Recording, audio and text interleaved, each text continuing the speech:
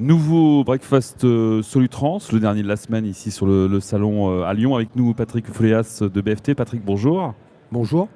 Alors, on va faire une présentation générale de ce que vous faites. Vous êtes lyonnais déjà, transporteur à Lyon, hein, Oui, oui. et puis également multi-activité dans le monde du transport. Je voudrais qu'on commence par l'Actros aux couleurs de Bocuse qui est actuellement sur l'esplanade du salon. Comment l'idée est venue, enfin elle est un peu naturelle on va dire ici à Lyon par rapport à l'aspect culinaire, mais sur un camion, il y a une histoire je crois derrière. Alors, nous, on a toujours essayé de mettre le camion en avant parce qu'aujourd'hui, le camion, c'est quelque chose qui est incontournable. Donc, si vous l'avez obligatoirement un camion, vous la livrez, hein. Vous avez déjà vu cette expression. Et aujourd'hui, j'ai la chance de connaître les gens très proches de chez Bocuse et qui ont les mêmes valeurs que dans le transport, c'est-à-dire que c'est des valeurs humaines. Et aujourd'hui, en tant que Lyonnais, on est quand même la capitale de la gastronomie et Monsieur Paul était quand même on peut le dire, c'est le chef du siècle. Voilà, donc et après, discussion avec la confiance et on a dit pourquoi pas faire, au lieu de faire un tableau qu'on met faire sur un camion qui se déplace et qu'on peut faire profiter tout le monde. Très bel hommage, Oui, hein, oui. comme on dit. Alors Patrick, on disait que vous êtes dans le transport, course de camion également. Alors les courses de camions, on commence à de mieux en mieux les connaître. Vous avez un team, une équipe de combien de camions actuellement? Alors en 2012, on a repris un team autrichien qu'on a transformé et qui aujourd'hui s'appelle Lyon Truck Racing, où on fait le championnat de France et le championnat d'Europe.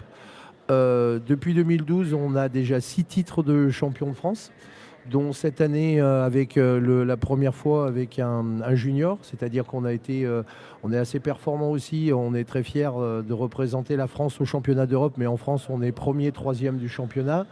Et c'est aussi toujours, on est dans cette dédiabolisation du camion parce qu'aujourd'hui, qu'on le sache, les courses de camion, c'est la seule discipline mécanique qui attire autant de monde. C'est-à-dire, je crois qu'on doit être à, je ne sais plus, 500 000, presque 500 000 spectateurs Mhm. sur la Sur totalité du l'ensemble. championnat. Voilà. Mhm. L'image du camion, alors on est ici sur le salon du transport routier Solutrans, à Lyon justement, votre terre natale on va dire. L'image du camion reste encore négative, il y a encore un effort à faire à l'extérieur, pas bien, pas dans la profession en tout cas. Non, tout le monde est conscient qu'on ne peut pas se passer du camion, que le camion est indispensable. Aujourd'hui, vous voyez, vous commandez vous-même sur Internet, le lendemain, on vous livre. Mais voilà, il y a un tournant qui est en train de se faire sur les énergies.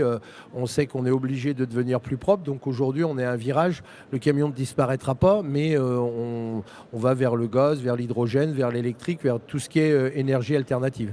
Justement, cet aspect maintenant réglementaire, puisque Bruxelles a fixé des objectifs assez draconiens pour le CO2, pour les poids lourds pour la première fois d'ailleurs, d'ici quelques années, cet aspect réglementaire va obliger en fait le transport routier à être encore plus propre de ce qu'il est, puisqu'on sait que tous les camions qui sortent aujourd'hui d'usine sont propres, donc non polluants, et avoir une meilleure image quelque part auprès de la population.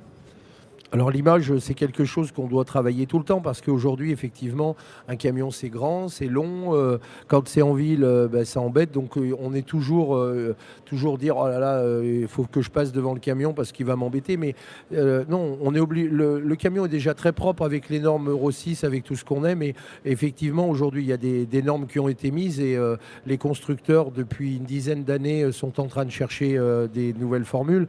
On a certains qui sont plus à gaz, on a d'autres plus électriques, on a l'hydrogène qui montre le bout du nez. Donc aujourd'hui, effectivement, je pense que on va rester avec un pourcentage. Ce sera difficile de descendre en dessous de 50% avec le diesel, mais sur tout ce qui est distribution en ville, donc je pense que ça va tourner autour de l'électrique et du gaz. Et après, tout doucement, peut-être encore plus, mais on va rester pour tout sur le city parce qu'il y a des problèmes d'autonomie dans ces énergies alternatives. Patrick, merci et bon salon. Merci.